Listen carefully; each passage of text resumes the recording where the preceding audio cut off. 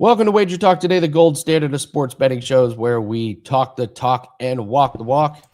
Last day before the Super Bowl, we got a jam-packed show. We're going to talk Super Bowl, of course.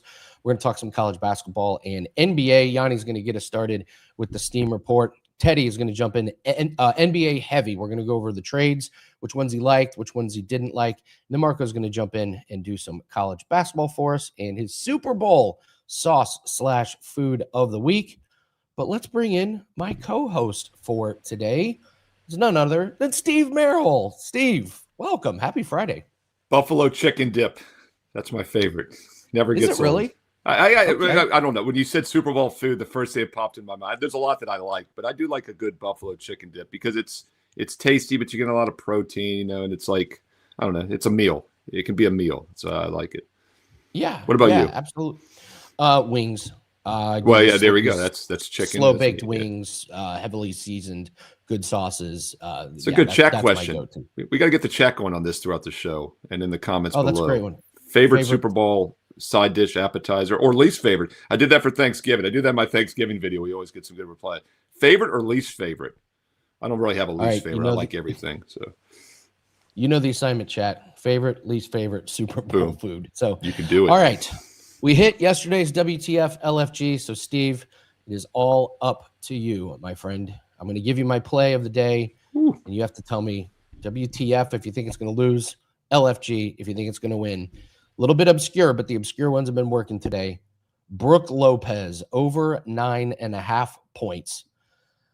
Zubac is gone. He's the starting center, and 6 games he's played without Zubac in the lineup. He's gotten over 27 minutes. He's averaged 10.8 points, and there is no better matchup against centers. The Kings, they give up 26 points per game to centers. Sabonis is listed as questionable. They've got a back-to-back. He may not play tonight. No matter what, it's a terrible game, and these role players have to absorb some of these stats. Harden is gone. Zubac is gone. That's a lot of points that some of these guys from the Clippers are going to have to play. So Brook Lopez, 9.5 points late tonight. Steve, I ask you, WTF or LFG?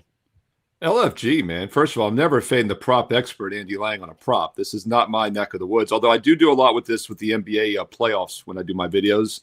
And one thing I like to – 2 things I look at, Andy. I look at minutes played, and I like to look at field goal attempts, right? Because that's what it comes down to. The more shots, the more chance you have to score.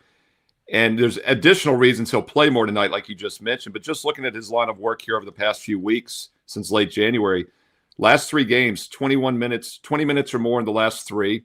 He'd only done that 1 in like the previous 6. 8 points or more in 2 of the last 3. And then look at his field goal attempts. In January, he took like 6-7 shots at most in a game. He had 7, 11, and 6 the last 3 games. So more minutes, more field goal attempts, and there's more reason for him to play tonight. I like it. Definitely not fading that one. LFG. Right. LFG, let's go. Colin, beer. We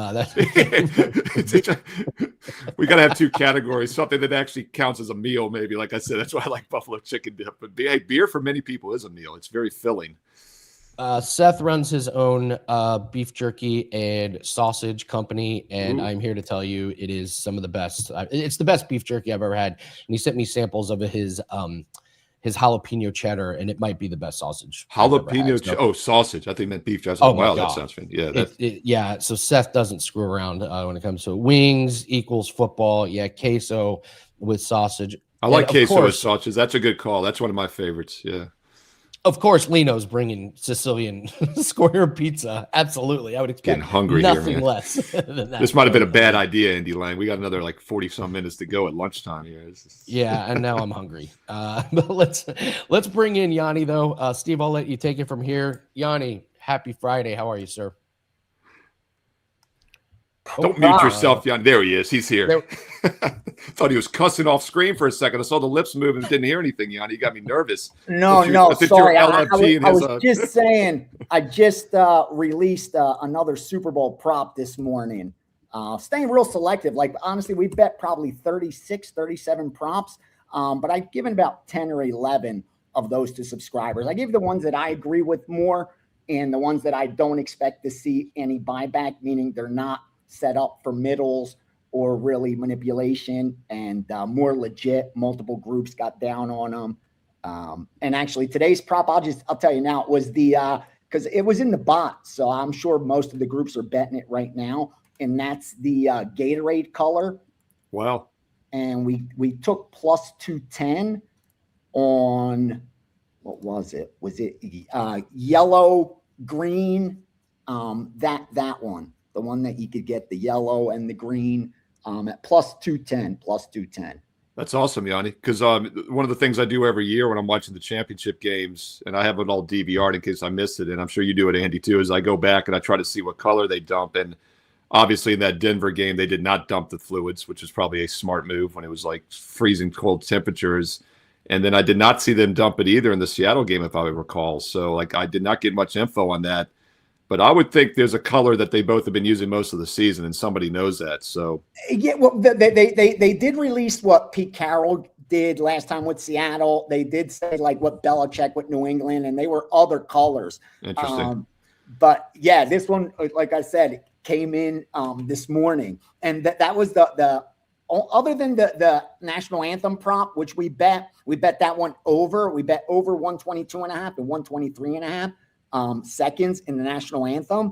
And then as far as after the game, we bet the Gatorade colors today, yellow, lime, or green at plus 210, plus 200, yellow, lime, or green. Do you know what favorite? Was there one that was lower than that? Was clear lower than that? Yeah. And I think orange might have been. Orange. Ooh. Yeah. Interesting. That's good stuff because people always ask me. I had a non-sports betting friend text me yesterday, asked where you could find all those props. I was going to send them the Westgate booklet that we have, and I realized they wouldn't be in there because Nevada doesn't have those props. No, any of the props that someone would have the outcome prior, they don't allow for. Correct. Yeah, and there's been a lot of controversy, obviously. Someone on the team definitely knows what Gatorade. So well, and I think the best thing with the national anthem is if you ever get into that rehearsal, right? Because they do rehearse it at some point, and that's where there's been some finagling in the years past. But yes, that's the information that I usually have banked on. Where someone gets that and you see it move, the market moves right away, gets so juiced up immediately, and then you get a little bit of buyback. But this year, I think the reasoning is that it's a big ensemble he's bringing. Like he's bringing a choir with him. And that'll drag it out a little bit as the thought that's process. The reasoning exactly. Like you're bringing a choir to help sing this song. Like they're probably going to drag it out a little bit. At least that's what I've been hearing behind the scenes. And 122, 123 for those that are not good at math. I hope most people watching the show are good at math. You should be doing this, but that would be like 60 seconds. That's 2 minutes and 2 minutes and 3. Yeah. And we'll see what happens. What else are you seeing as we head into Super Bowl weekend here? I mean. Joe Ranieri and I just did Best Betting Show Ever, by the way. That's available this afternoon here on the channel. Arthur DeCesar, we took up extra of his time. He went over a lot of stuff the Westgate's seen. What's in your world, the other side of the counter, what are you looking at? What's sticking out to me a lot is this one prop that a lot of bettors are talking about, and that's Kenneth Walker III. Everybody's betting the same bets with him, and here's what they're betting, okay? They're betting Kenneth Walker receiving yards over, but they're betting Kenneth Walker rushing yards under and Kenneth Walker longest rush under. So let me repeat that again. The sharp prop that is getting the most wise guy money is Kenneth Walker receiving yards and Kenneth Walker rushing yards. Now they're betting the opposite. They're betting the receiving yards over and they're betting the rushing yards under and the longest rush under. Now, the rushing moves got respect by the market. The over in receiving yards initially got respect at 20.5. It went to 20.5 over as high as minus 175, then went to 21.5, then went to 22.5, juiced to the over. Since then, we've been seeing it come back, and you could still get 20.5 today. That is very surprising to me because I would think that even the recreational bettors bet that one over. Like I can see them betting the Walker rush prop under because of the defense for New England and how difficult it is to run against that team. But the fact that the wise guys are betting all three of those props and the over in receiving yards isn't getting the respect, even though I'm seeing a lot of recreational bettors piggybacking it, is surprising. I'm interested to see how that one turns out. You know, obviously the way the game plays out too, you got two good pressure defenses. You can get more receptions, smaller pass plays, not as much yardage or longer plays, you know, and then maybe that's less running plays for the same reason. And we say this all the time. The way you think the game is going to play out is how you're going to handicap the prop market as well. You know, you have a preferred side or total, preferred way the game's going to play out, high scoring, low scoring, you know, so it all plays a part. Yanni, I want to ask you this because I asked Arthur DeCiser this. I'm going to do my Fade the Public video this afternoon for this weekend. I think obviously Seattle's looking like the public, so I wouldn't say it's a public play like it would be regular season, but the public seems to be leaning towards the Seahawks. My general non-betting friends here on the East Coast too, it's kind of interesting. They've all been like Seattle. I've been hearing that all week, and that is not something I factor into my public data, but it is like an intrinsic factor, if that makes any sense. And total, I feel there's a little bit of love to the under more than you maybe would see from the public in general because they're two good defenses. And I'll ask you this, Andy, too, you know, later in the show, maybe when we talk, is I'm trying to come up with some public info for the props, though. And, you know, like Art and I have talked about, you know, plus money safety, plus money overtime, like the big payoff lottery ticket ones. And by the way, I pulled all that up. It's like a 5% chance game goes to overtime, 7% chance a game has a safety, actually. I was surprised it was higher to have a safety. That's like minus 1350. I think the Westgate has minus 1400 plus 800. The Prez said last week that it's a great bet to play the no because that's the square side. It's really not a great bet either way because it's right in the middle probably. But Yanni, I'll ask you, like, what is something that's like a square public prop bet this year or every year that I can tell the viewers to kind of stay away from, other than will there be a safety, will there be an overtime? Those are two that jump out to me. Yeah, they always bet that there'll be a safety, there'll be an overtime. They bet the yes on the defensive touchdown. They like that one. Special teams or defensive touchdown, yes, usually gets money. But I think that might be juiced. The other prompt that I see get a lot of the public money on the yeses, again, they like the big plus money. So they'll go that there'll be a missed extra point. Ooh. That one, the overtime bet, that there'll be an overtime, that the game will land exactly 3. They'll bet that one. Those are some of the square props. Because they're seeing that plus money, but they're never getting the true plus money that you should be getting.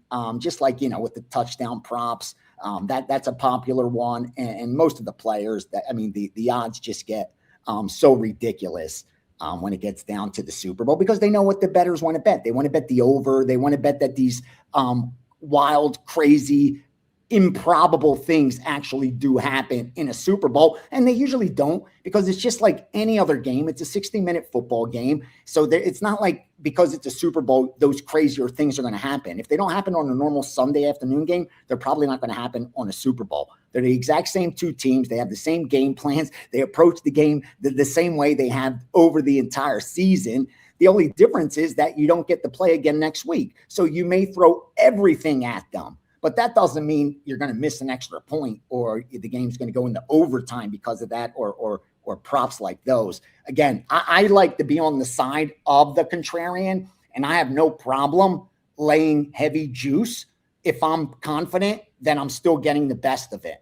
I'll lay minus 400 comfortably if I think the true odds are 85%.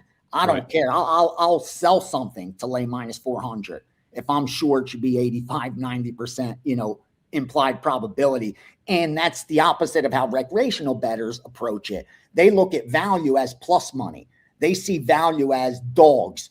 They don't see it as the difference between the price and true implied win probability. Like trying to explain to a casual bettor that there could be value on a minus 1,200 favorite is very hard to do. They'll look at you like you're nuts. But that's why the hold is so high on Super Bowls, because recreational bettors and novice bettors, unsophisticated bettors, no disrespect. But I do this every day. This is my job. I do this 7 days a week, 365 for 30 plus years. So I respect this market. I know how difficult it is to beat. I don't look at it as gambling. But on Sunday, 99% of people betting this game are approaching it like they're just gambling. And if you're gambling, you don't care about the odds being against you. You're hoping to get lucky.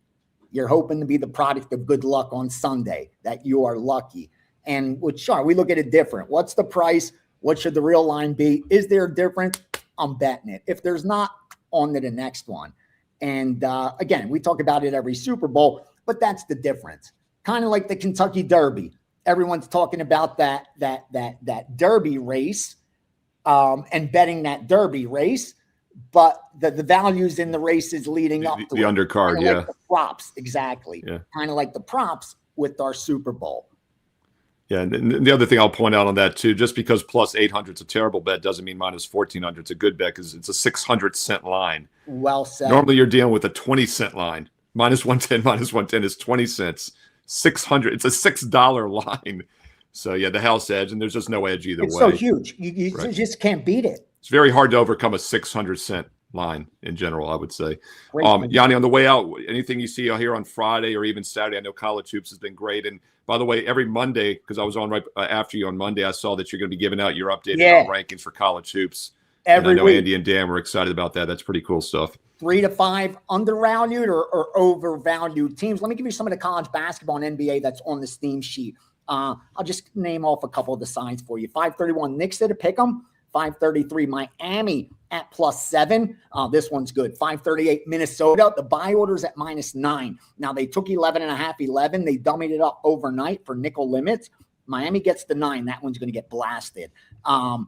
Also, the over 236 in New Orleans and Miami, and then throw in 541 Clippers -3. College basketball, 871 Loyola Chicago plus the 11.5 plus the 11. 873 Brown plus the 15.5.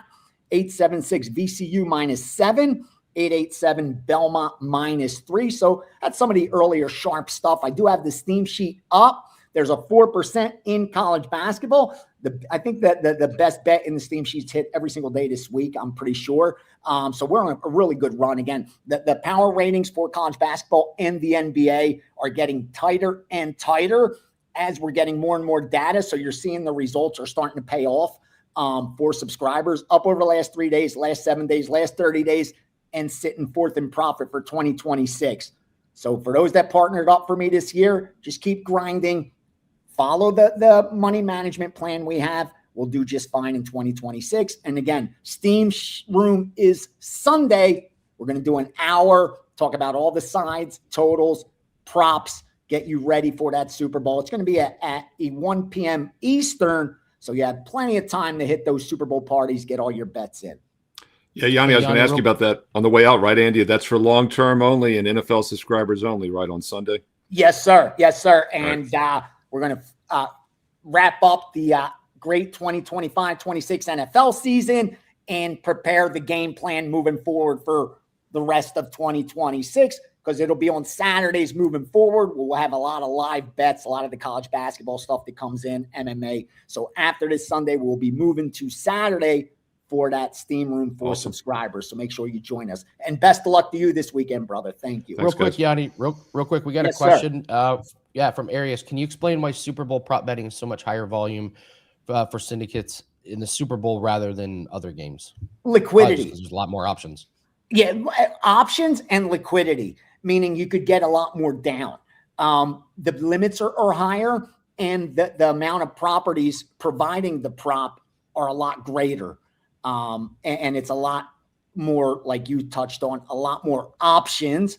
And because each property is trying to get creative, they'll originate some of their own props for the Super Bowl. And a lot of times those lines are inefficient because they're not copying them off somebody else. And those get hit a lot. So the opportunities are just so huge for the Super Bowl. And remember, you could place 30, 40 plus bets in one day. To do that usually takes a lot of different matchups. But to be able to fire that many plus EV bets on one game when the dust settles, again, they should find themselves profitable. That's where the Super Bowl prop betting is so advantageous. Awesome. Yanni the Greek, WagerTalk.com, and you'll see him on the Steam Room this weekend. Not too late. You can join WT.buzz/VR. Get you there quicker. Thanks, Yanni. Good luck this weekend, my man. Boom. All right, picking up wings from Buffalo's. That's a local place here in Indianapolis, Steve. Yeah, Buffalo's is going to be. Let's just say they're going to be busy on Super Bowl. They're going to get buffaloed. They're going to be buffaloed. Yeah, There's two wing places that are legendary here in the city, and I can't even guess how many wings they go through for pre-orders on the Super Bowl. Yeah, that's a good point. That's going to be a busy day. Yeah, absolutely. Yeah, to the point about I was sitting here laughing to hear Yanni talking about like, well, there's a lot more options, a lot more liquidity. Yeah, they're not giving out Gatorade props for a regular season game between like the Dolphins and your Commanders, Steve. Not too many props. Yeah, my Commanders will not have Gatorade props anytime soon. Although they were in the championship last year, and they didn't even have a Gatorade prop for that one. And as I said, I love the Eagles. It was one of the best plays I saw all season, and they never would have brought Redskins back had they won that game. So there's still a chance because they don't look like they're going to be any good for a couple years now.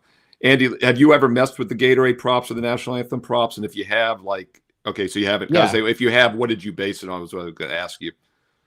Okay, so the single greatest Super Bowl prop bet I ever made, and unfortunately I couldn't get a lot down on it, was when it was here in Indianapolis, and I was able to interact with the local committee because of some business things, and there was a prop. Will there be a flyover?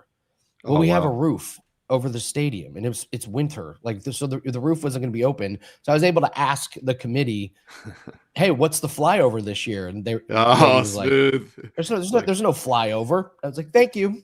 Well, the trade-off was they thought you were an idiot, but you made some money off it, so it was worth it. Yes. It's like, for betting purposes, will there be a flyover? You just say, like, what's the flyover? Oh, silly me. It's wintertime.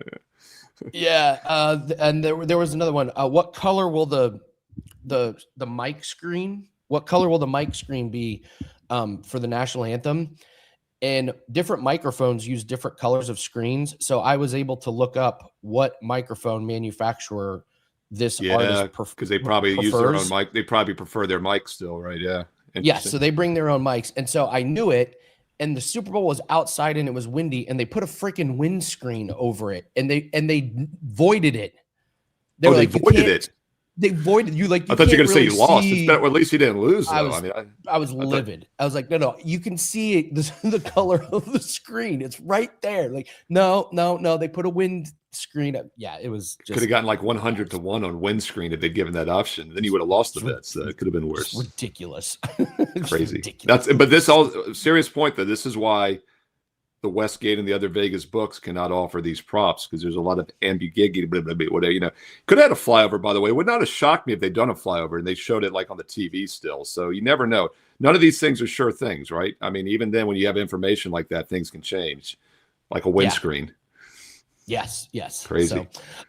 So, good specials that are up. And honestly, Steve, this is our weekend starts today. It's a massive run here. We've got 4% NBA best bet that is up. 4% rugby goes off tomorrow. We have 4% UFC best bets, 5% Super Bowl props. Best way, I've been talking about it all week. Buy 10 days for the price of 7. That is on the specials page. It's good for every handicapper. It works really well for what myself and my team have.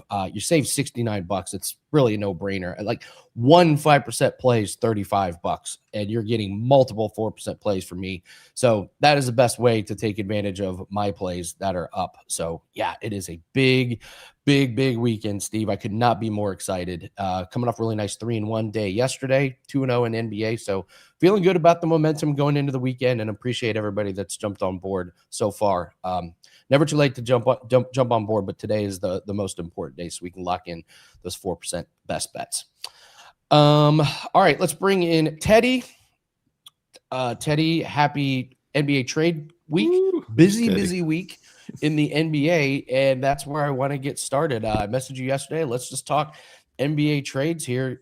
You got some winners, you got some losers, so I'll just let you get going here. What's your big wins? So let's start with this, because we have to talk conceptually about the NBA trading deadline. And I'm going to tell you how much I adjusted my power ratings for each team. And the answer is 0. Okay.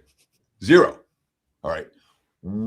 And there wasn't a single trade deadline move that said, oh, well, you better adjust your rating right now for this. It's, this team's way better. 0. Okay. They're all the same teams as they were 2 days ago. All right. But what we do now, we're really quick on the trigger to see as teams get better in terms of adjusting power rating numbers.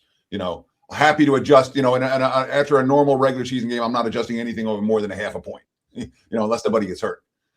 Right now, for the next week, I might adjust the team 2 points after a game if I see something that I didn't expect, or, oh, wow, they're really good, or wow, they're really bad. But the majority of the stuff we saw from the trade deadline, in terms of the biggest names, Trae Young and Anthony Davis got moved to Washington. All right. Indiana, a buyer at the trade deadline. You have teams that Utah, a buyer at the trade deadline.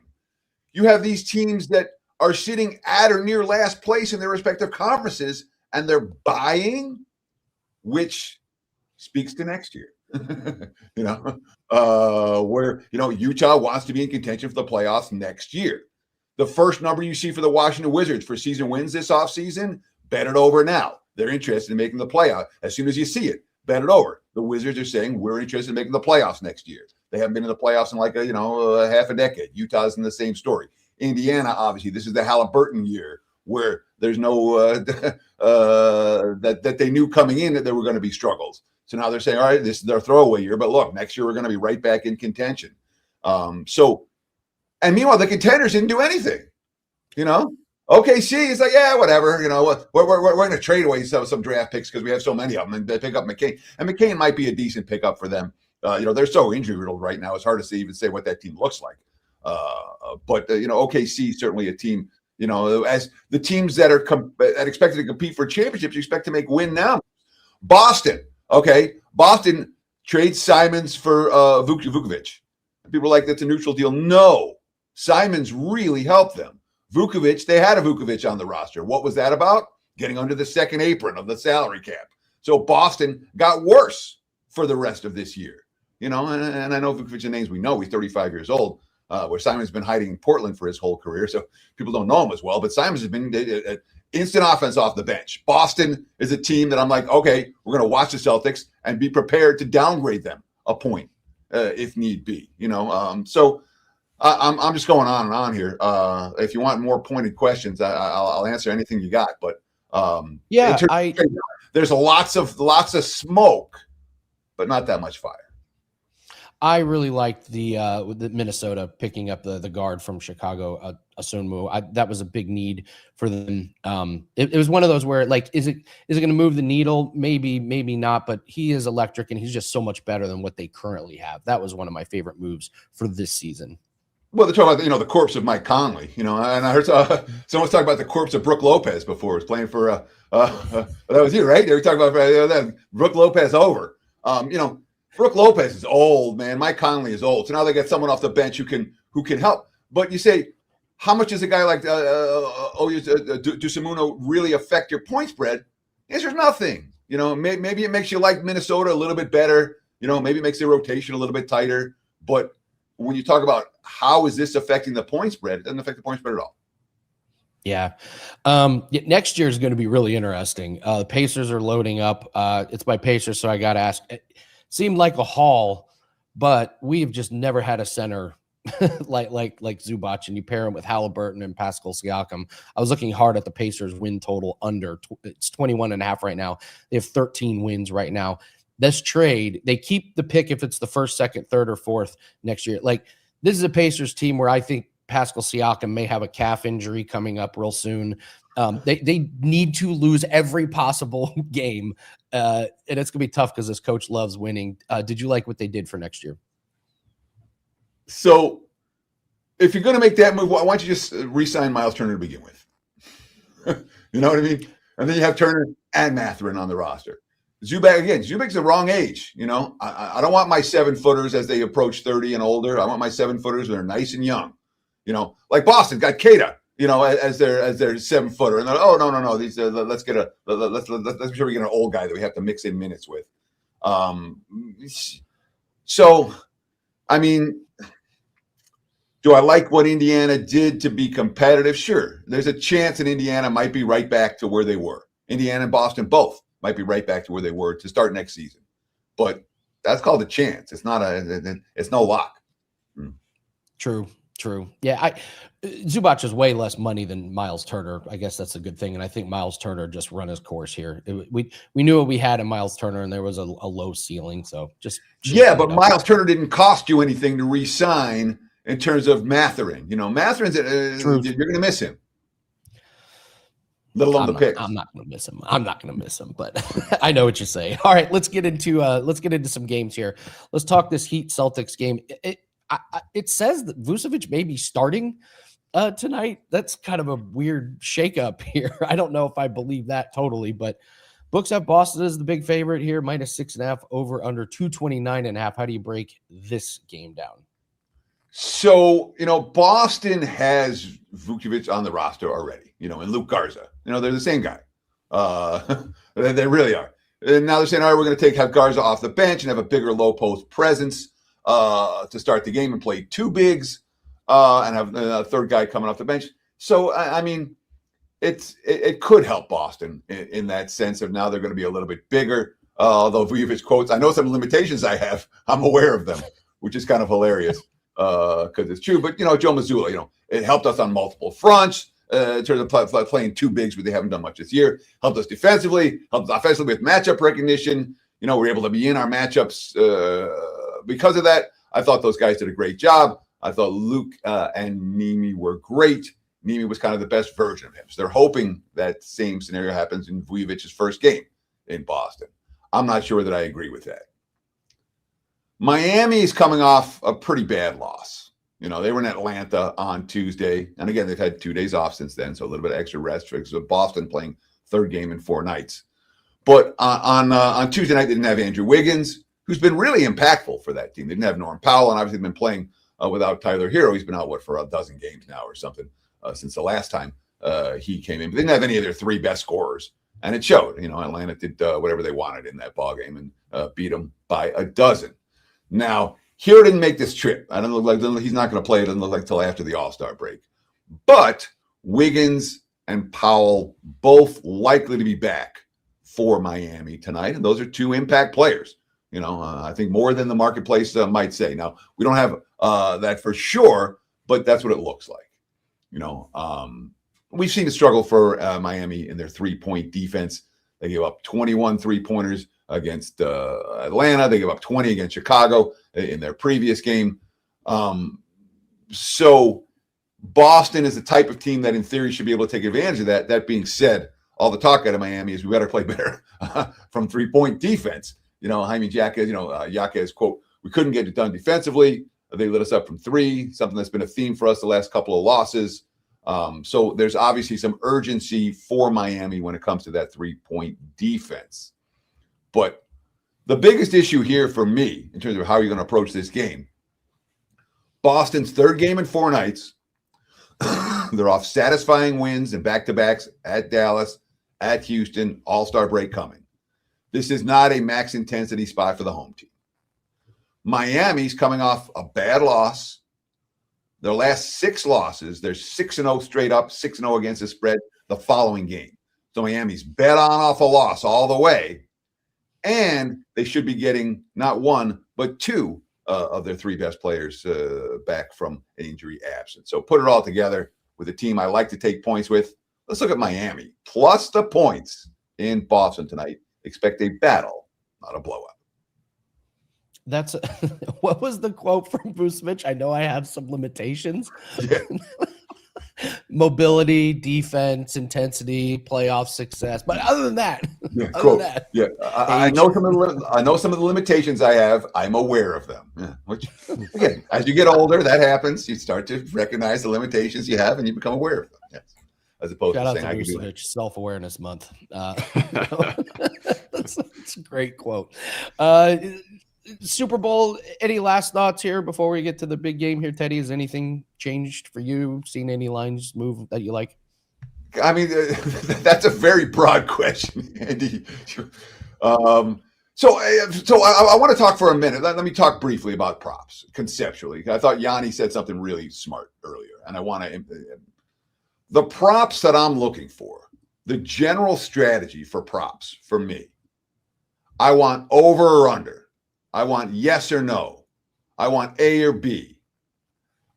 That's where you're going to find -110s and the moral equivalent thereof, where there's only 2 options. What I don't want is first player to get a touchdown, MVP, these ones where there's 40 different options. okay, where you have to pick the needle in the haystack, and then you're not getting true value for even if you pick it right. So I really avoid here's 10 different choices, pick one of them. Here's 40 different choices, pick one of them, and try to focus on the yes, no, over, under, A or B. So conceptually, that's what I look for.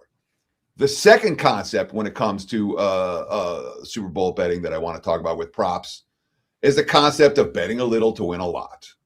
And this is your classic recreational bettor mistake. They're betting the yes safety. They're betting the yes overtime. They're betting the yes made 2-point conversion. They're betting the yes octopus. Now, I'm not saying that it's sharp to be betting the no's on these because the gap between yes and no is significant. All right. And if it is one of those years where the safety hits or overtime comes through or whatever, losing 1,000 to win $1, or winning 100, they can mess up your whole day. So I'm not saying the other side is a good bet, but the safety, the overtime, the 2-point conversion, the octopus, those are bad bets, guys. Keep that money in your pocket. Even if it cashes and you laugh at me on Monday, one of them comes through, you're like, oh, I'd have won that. Great. You'd have lost it somewhere else anyway. So it's one of those deals where I avoid those bets like the plague, and I would encourage others to avoid them as well. All right. We're going to do sell me here in a bit. Steve, this is your first sell me. So since Dan isn't here, by the way, shout out to Dan closing on his house. Big day for him and his wife. Very exciting. So normally what happens, Dan picks a game and then assigns a side.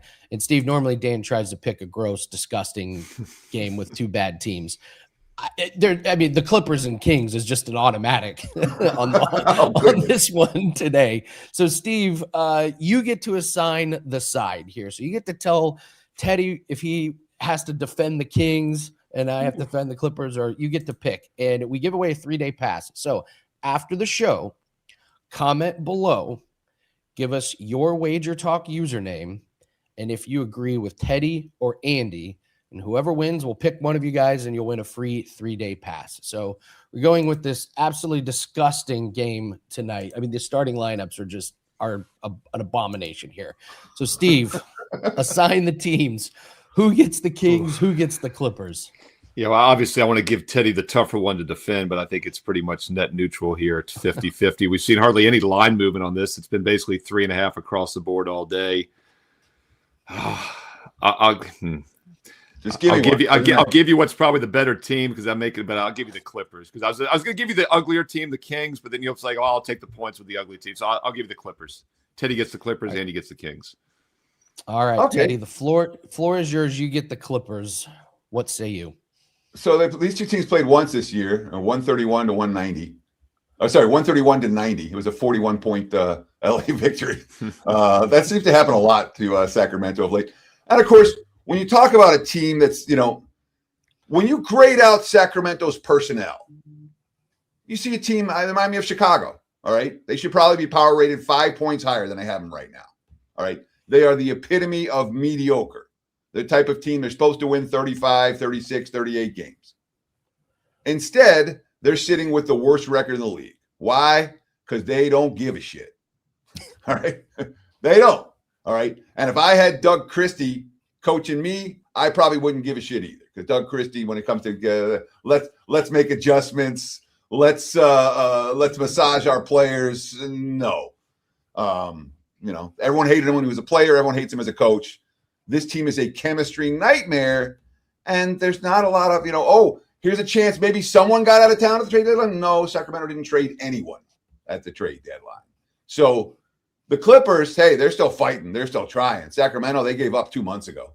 Clips, they're laying points here for a reason. And frankly, my party number says this line's short. My number's 5. I'm seeing only 3.5 out here. That's how bad Sacramento is. Andy? Damn, I gave him the wrong side, Andy. I gave him the wrong side. That was too easy. No, I better case from the Kings. Good. That makes me feel better. Are you sure the Clippers care at this point right now? Looks like Garland's not going to be playing. Jackson Mathurin not playing. I will read you the starting lineup. We talked about Brook Lopez, John Collins. How motivated is Kawhi to put on a good show now? Starting at guard, Chris Dunn. Yes, he puts the Dunn in Dunn. He is done. And listen, they got Kobe. not that Kobe Sanders. If you don't know Kobe Sanders, very limited role. He's starting here. And the Clippers, how have they done in trade week with morale at an all-time low? Well, they just gave up 124 and 128 points to Cleveland and Philadelphia. This is a Clippers team that traded away to try and just rebuild for next year, get rid of the Harden thing. I don't think Kawhi cares about this at all. Getting points in this type of game is the only way to look at it. Listen, they've only lost the last couple games by 4. Yeah, it was the Memphis and Washington, but still, they were pretty close to covering in that one. They do have a little bit of chemistry. They've been playing with each other. They know each other's styles well. This Clippers team is a dumpster fire until Garland maybe gives them a spark, but until then, it's a fade, and they are one of the worst defensive teams in the last 4 games. Give me all those 3.5 points with the Sacramento Kings. All right, good sell me segment. I kind of like the Kings in that one, but yes, to the surprise of no one, no sharp money has come in on this game. So Andy, Chris Dunn, the 5th overall draft pick in the first round in 2016. Yeah, he's got game. Providence, yeah. Providence. I couldn't remember where he played, so I looked at Providence. Friar. Played for Minnesota. Teddy, what do you have up for everyone for this weekend? So obviously it's we know what's going on in the Super Bowl. I have a 12-play prop report for $29 right now for the clients. It's something we worked on all last week. We worked on all weekend, and it's up and available right now. But don't buy. This is not a weekend to buy plays. Get that Super Bowl All Access pass, the Weekend Warrior All Access, $49. Gets you everything Saturday, everything Sunday, all plays. I got the side in play for the Super Bowl. I got a lean for the total. I got a dozen props. The NBA is rolling right now. 75% run. I'm on a 70% run with for the year in 2026 with my totals. I do have a top total tonight, but don't buy plays. Buy packages. The Weekend Warrior is a good deal right now. The 7 days for the price of 10 is a good deal right now. The Super Bowl All Access is a good deal right now if you want to get on board. So check out the homepage, www.buzz.com/TC. Teddy covers. Appreciate it. Thank you very much. Good luck this weekend. Steve, it's a monster weekend. Tell everyone what you have up.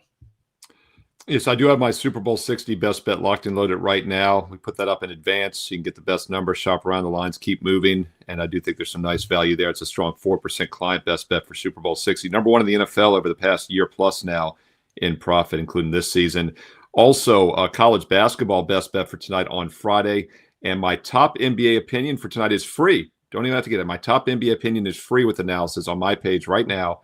Steve Merril, WagerTalk.com. Get there quicker, wt.buzz/SM.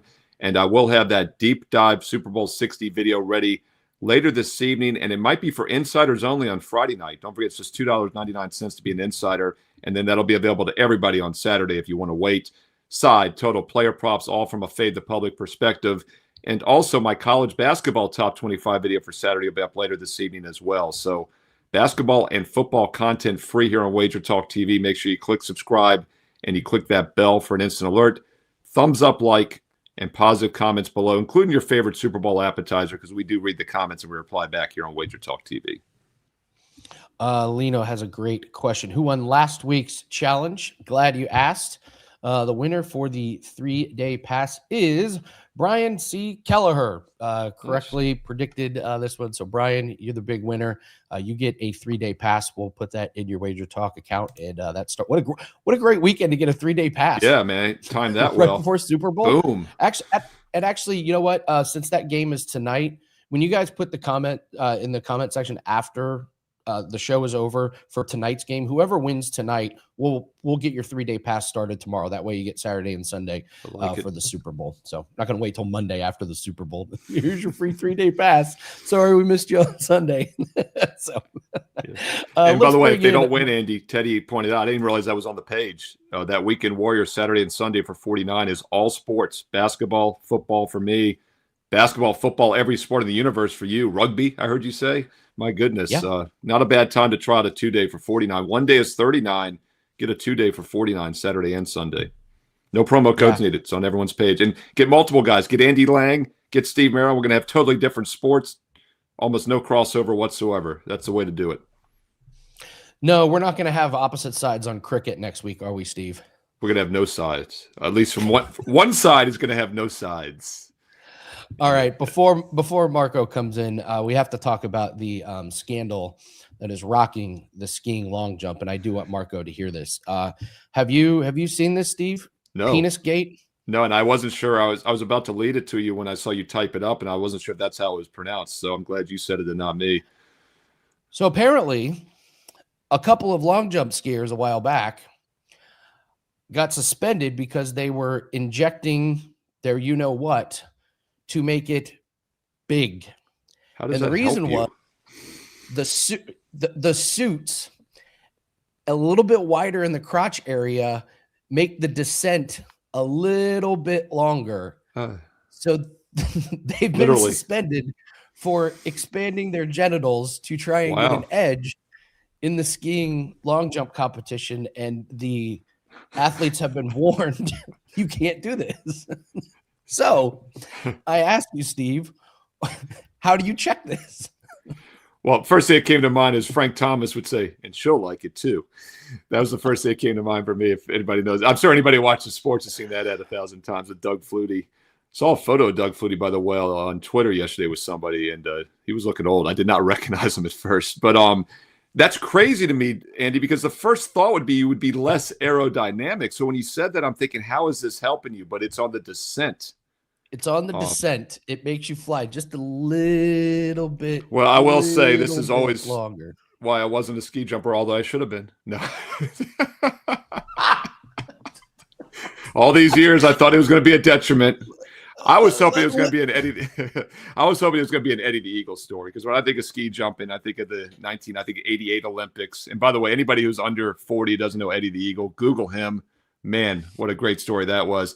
I forgot the Olympics had started because someone told me opening ceremonies were Friday. I heard this yesterday, and then a friend of mine said, "Oh no, curling started like at 4:30 this morning." So I need to get on the ball. I never get interested until I turn on an event, and then I'm addicted for like 2 weeks straight. I watch nothing but Olympics. It's like that every year for me in the World Cup as well. Yeah. Now I'm going to watch ski jump. I'm definitely watching ski jumping, by the way. I like ski jumping, but now I'm like really intrigued if they're going to be talking. Are they going to be talking about that, do you think, on the announcing? I don't know, but I guess doubt it.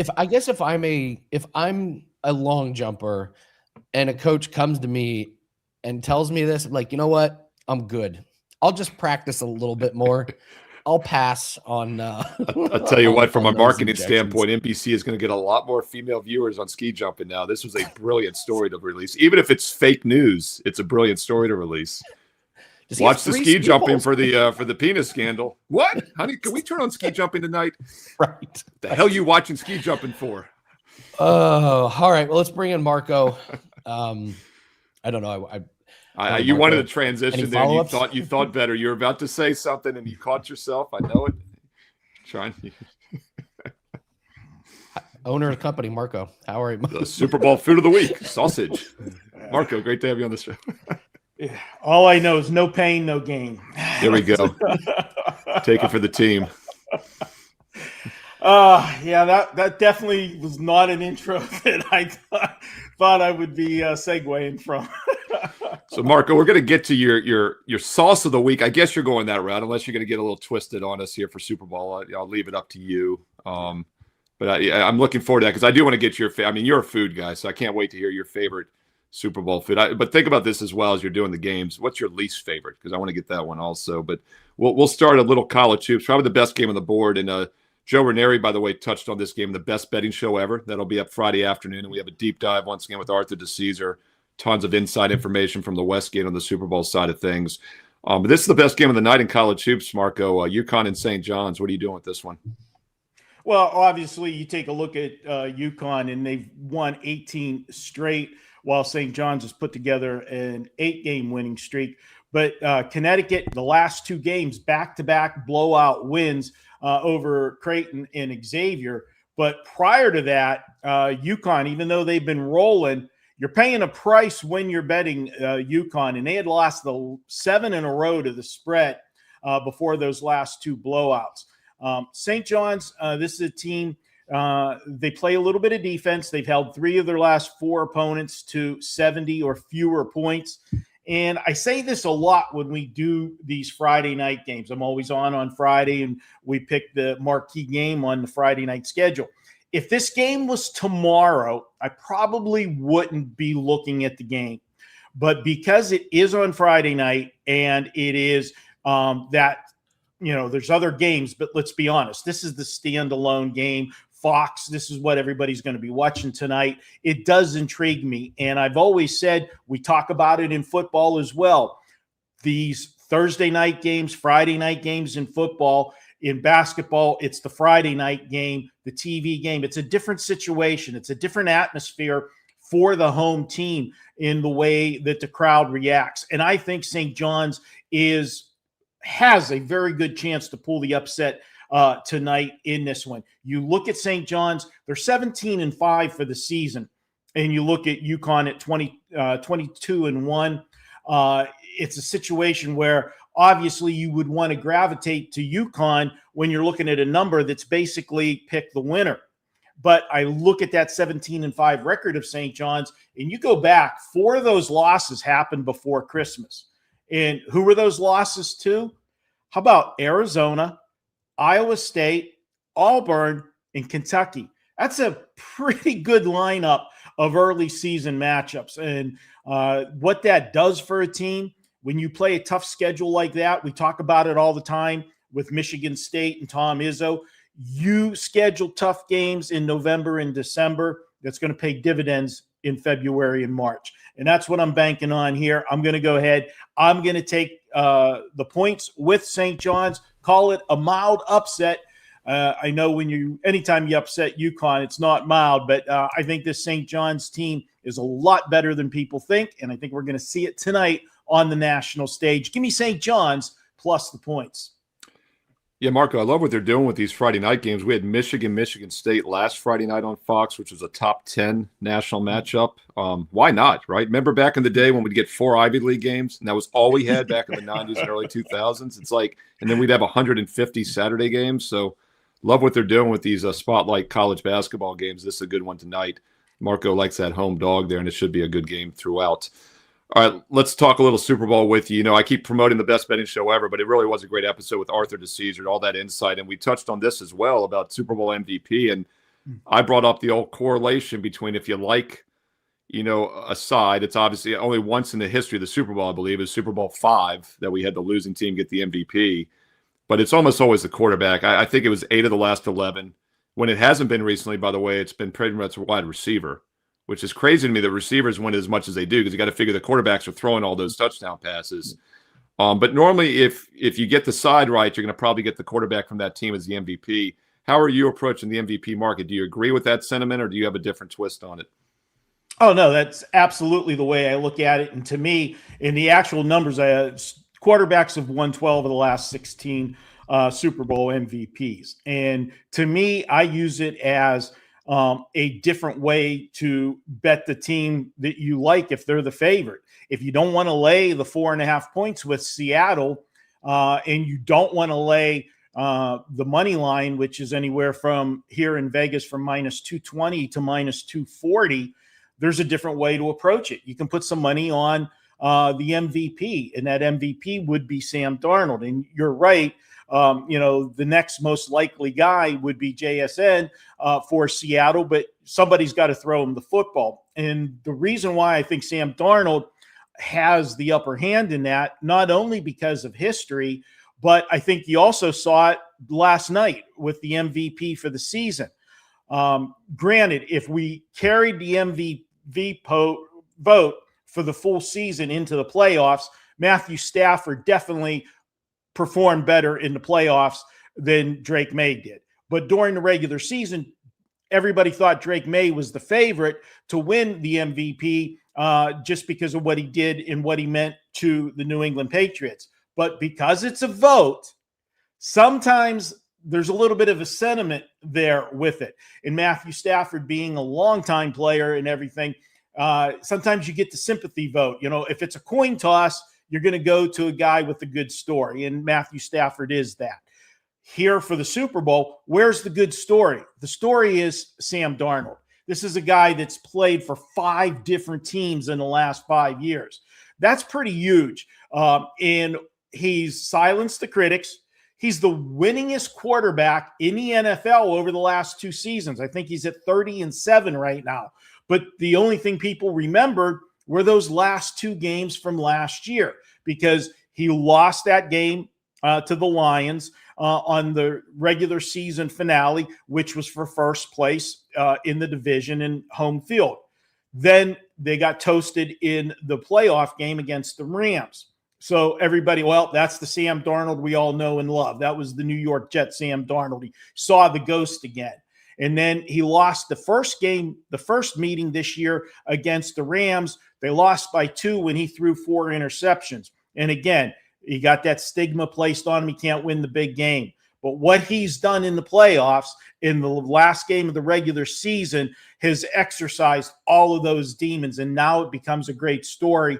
And I think that if Seattle wins the game, Sam Darnold is your MVP, and you're getting plus money with him, plus 120.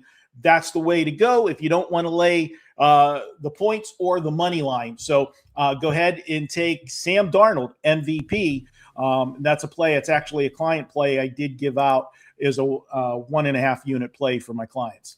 Yeah, Marco, that's a bigger split than we normally see between the game money line and the quarterback. I think last year, the Chiefs and Mahomes, it was like minus 130 even. I mean, it was almost identical. And obviously that didn't work out, but that's just the thought process there, is that normally it's very correlated. So to get that kind of a plus money price instead of having to lay the money or lay the 4.5, if you do like the Seahawks, I agree with you. I think that's a good way to go. And I'm looking back at the history of it. We talk about the 2 wide receivers winning it. We've had 5 quarterbacks and 2 wide receivers the last 7 years, which is crazy to me, because once again, they've got to be catching that ball from someone. It was Cooper Kupp, ironically, who was in the game. Matthew Stafford did not get it in that game, which surprised me. But the other one was Edelman, which was the last Patriot game with Brady. And that one made so much sense, going back to what you said, because they just didn't want to give it to Brady anymore. I think they were looking to give it to somebody else. So that will not be the situation with Sam Darnold, who's definitely a feel-good story after being if I recall correctly, was he the number 3 pick overall when the Jets took him? He was up there. And he was up there because I remember the year before the chant in Vegas was "suck for Sam," when they were tanking. Yeah.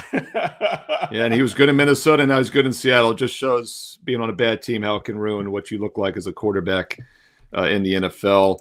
Marco, before we get you out of here, any other props, and also sauce of the week, Super Bowl? How are you approaching it this week for us?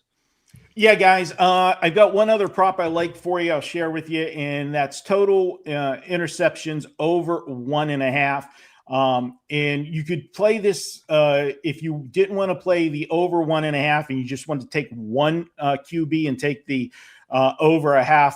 I would lean to Drake May, but I think you're going to get an interception, at least one from both QBs, because of the defenses that we do have here. These are elite defenses. We've talked about Seattle's defense all year. New England, they've put up great numbers as well. We've kind of put an asterisk to anything that we say with New England and it's been beaten to death because of the strength of their schedule. But again, you can only play who's in front of you, and they've done a great job against everybody that they have faced. But I think over 1.5 interceptions in this game is something that's going to happen, and you can get that around town at minus 120. And you look at that, Drake May's had interceptions in 2 of his 3 playoff games. The only game that he did not have the interception was the Denver game, where it was the weather. And once they got the 10-7 lead, I think they felt they had enough points that they were sitting on the football the rest of the game, not taking any chances.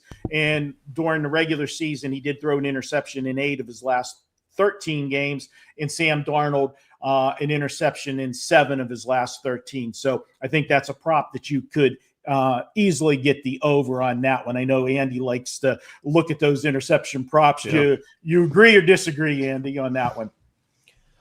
I have not had a good read on interceptions on these guys. I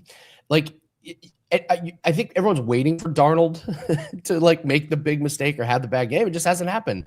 Drake May, a young quarterback, finally facing a good defense, but he really doesn't make too many mistakes. If I had to pick one quarterback, it would be Drake May, just because of the offensive line issues and I could see him getting pressure and throwing a bad one. But I expect a heavy running attack from both teams. So I would lean under interceptions, but I'm not playing it with my own money. Yeah, I mean, big games, as I say in general, one thing about championship games, whether it's college football, or the Super Bowl, and we're not in the blowout era anymore when we saw a ton of turnovers, kick returns, interception returns in the 80s and 90s. It's a different era now, but you do usually see mistakes, and they usually come from one side more than the other. But yeah, I would say, two good quarterbacks, one each is not asking a lot in a big game, because it doesn't seem to happen more times than not. Marco, you're not doing the sauce, but I think you're going to do a Super Bowl food. Am I right? What are we doing with this? Yeah, we'll do the last sauce next week, where I rip somebody in the Super Bowl with my rant. But it's Super Bowl. Everybody has food, and what are your favorite foods? Now, obviously, we'll put the disclaimer in there.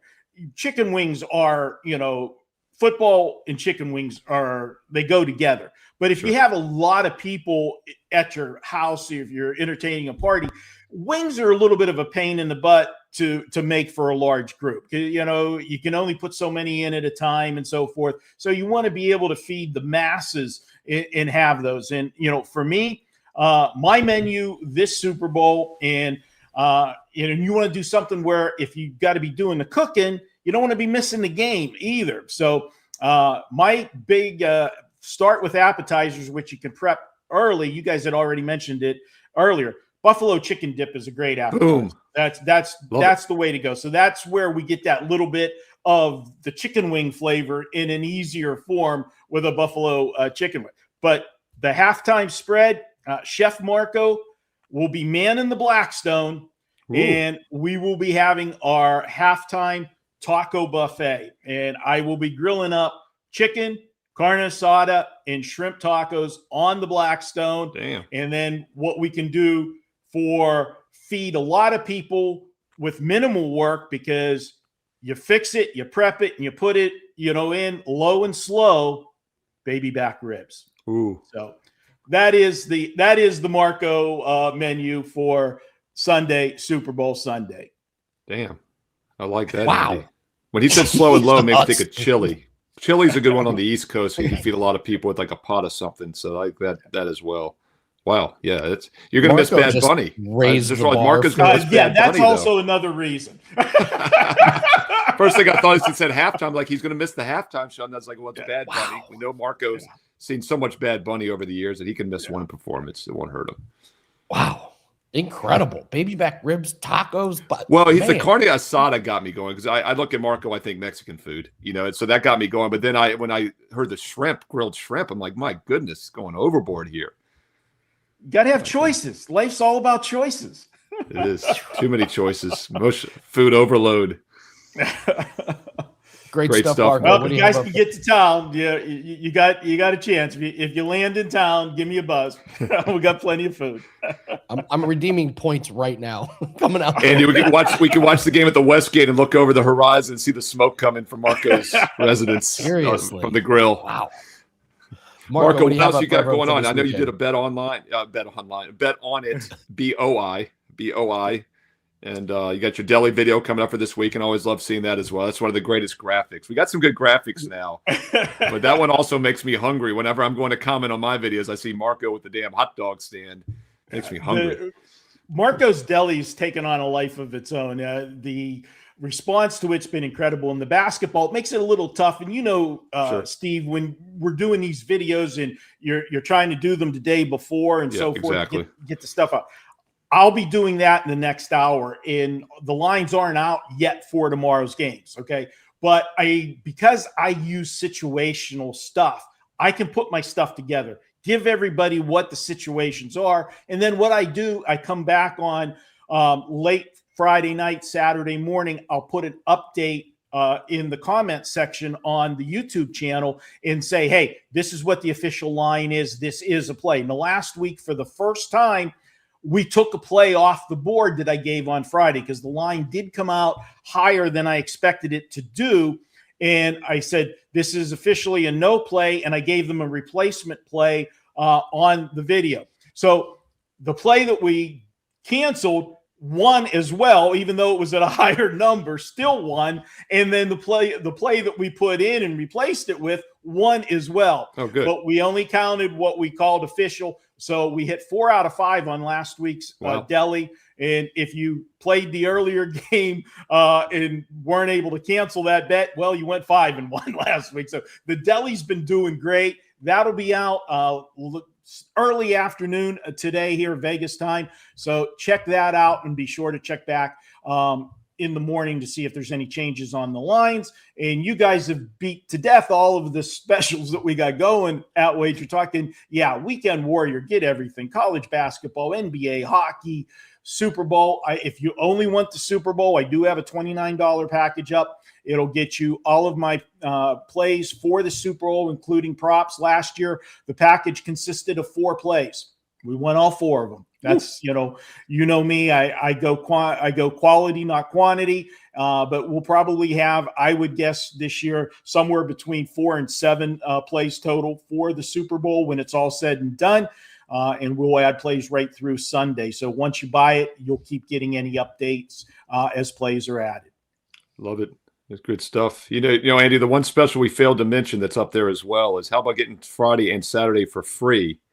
Because the Super Bowl 1-year special, if you're ready to take that serious investment approach, is available, and you don't have to wait till Sunday. If you're going to do a 1 year, now's the time to do it. It's like an instant $800 discount, and you're getting Friday and Saturday free. You know, we talk about the 10 days for $99. This is every month for $99, plus the next couple days free. That also is on Marco's page, Andy's page, my page, Steve Merril, WagerTalk.com. Go get that as well.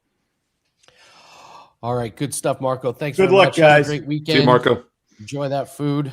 Yeah, Marco put us to shame. Yeah, it's like I got so hungry during this show that I'm no longer hungry. Does that make sense? Your stomach just stops growling after a while. And I know we went long today for all the viewers because it's Super Bowl Friday, right? If there's a show to go long on, it was this one. But you got your around the world, I hear, all around the world. What you got for that? Free plays. Let's do some free plays in the week here. I'm going to Knuckle Mania to get us started. If you have bare knuckle fighting championship lines, Ben Rothwell over Andrei Arlovsky, the money line's minus 200. This should be minus 400. Ben Rothwell takes bare knuckle serious. He's 4-0. All 4 wins by finish, 3 of them in the first round. Andrei Arlovsky his story's kind of tragic. He's going around and taking these random fights just for paychecks because he lost all of his money. He is in here not because of passion, but because of desperation for money. You're taking Ben Rothwell. He wants a title shot. Super Bowl cross sport here, Steve. I'll get your thoughts after this. Mac Hollins, more receiving yards than Kawhi Leonard points versus the Timberwolves on February 8th. Mac Hollins has 41 yards receiving in 3 straight games, and one of those was the snow game in Denver. He's trusted, he's healthy, and Kawhi, I'm just not sure the motivation is going to be there. I think Kawhi would have to put up 40 to get this one, so I'll take Mac Hollins to have more receiving yards. And then tonight, the Blazers and the Grizzlies, Donovan Clingan over 12.5 rebounds. Steve, have you seen who's starting for the Grizzlies tonight at center? I looked it up. Donovan Clingan is 6 inches taller. And he's 5 inches taller than the power forward. Sabonis just had 15 rebounds against the Grizzlies last game in 24 minutes. So I think Klingan's going to grab every single rebound in this one. So I'll happily take the 12.5 rebounds. But before we go, real quick, what do you think about Mac Hollins versus Kawhi Leonard points? Well, I'll chime in on all of these. First of all, the rebound prop. I love a 5 to 6 inch edge as a center versus center when I'm coaching basketball. So yeah, I like where you're going with that. Plus, I think the Grizzlies will be chucking up some shots. Joe Ranieri talked about this on Best Bettings for the last 2 days. Shocking, nobody wanted Ja Morant. I mean, I'm actually shocked that Cleveland took Harden. I think that's a mistake. I mean, it's part 2 right there. It's where has that not worked out well, right, for all the other teams? You touched on this earlier when I gave you the Kings. I mean, Kawhi, what's his motivation? And the other thing I'll point out about those cross-sport props, Andy, as you know, is like you have some time to hedge with the Super Bowl, being afterwards because you can see the result beforehand. You'll know if you have a huge advantage play or maybe if you're not feeling great about it, if you want to hedge out and try to middle it by a few, yards if it's close or something. So it gives you some wiggle room. And then when I saw the rundown, I thought Ben Rothwell was Ben Roethlisberger, and I got really excited because I thought he needed money and he was in bare knuckle fighting. But I just love everything you said there. First of all, he takes it serious. I would hope you take bare knuckle fighting serious because you're in some trouble if you don't. But you touched on this so much when we used to do shows together with the UFC. You get guys that want to be there, and you get guys that are there because of need. And man, first of all, you don't get better as you get older, and like you don't get stronger and faster. And it's just one of those things that you got to be on your game when you're in any kind of combat sport. What's the price on that, by the way? I mean, I'm sure that's juiced, but it's -200. I don't care. Wow. About it. It opened up at like -170, and it's but that's not bad. That good. sounds like it should be -400, -1,000. I mean, you got a complete mismatch. That sounds like. But I love the motivational angle. You go back to your golf angle when guys had a baby. The wife's had a baby, and they're distracted. I love. And that's why Marco's done so well for decades. He's a great situational handicapper, and you and I do that as well. It's just a great way to I love any kind of things that have like an angle like that. I think that made a lot of sense. All of them. We're fading a golfer this week who just had a baby in the offseason, actually. Yeah, once again, we're clarifying the golfer did not have the baby, because that's a great LGPA fade, is to fade the pregnant golfer, like when she's got a belly sticking out here and trying to swing. But we don't get those angles too much anymore due to everything being televised. To get those angles. It's hard to get those angles. All right, guys. Thanks very much for watching, chat. You guys killed it. Great week of Super Bowl shows. And guys, make sure you're responsible with your bets. This is my annual warning. Yeah, exactly. It's so easy to pull out your phone during the Super Bowl and fire off a bunch of live bets when you're at a party or whatever. Just be careful with your bankroll. It's one game. We want to come back with our bankrolls a little bit bigger on Monday, not a bunch of live bets that we regret. So be careful if you're live betting the Super Bowl. It's really, really easy to get out of control on that one. So, Steve, thank you so much for joining us. Make sure you leave a comment after the show if you agree with Teddy or if you agree with Andy, and also include your WagerTalk username so we can apply it to your account first thing in the morning. Thank you so much, guys. Good luck on all your bets this weekend. We'll see everyone Monday. Take care.